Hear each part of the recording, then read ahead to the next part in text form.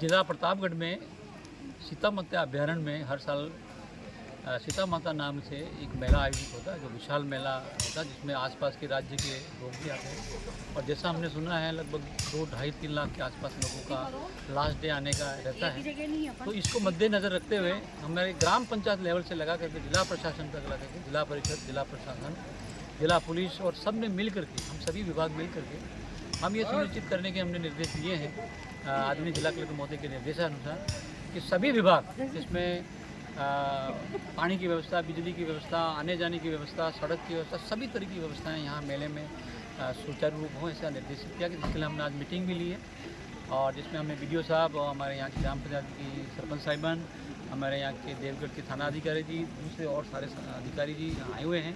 और सारी व्यवस्थाएं सुनिश्चित कर रहे हैं।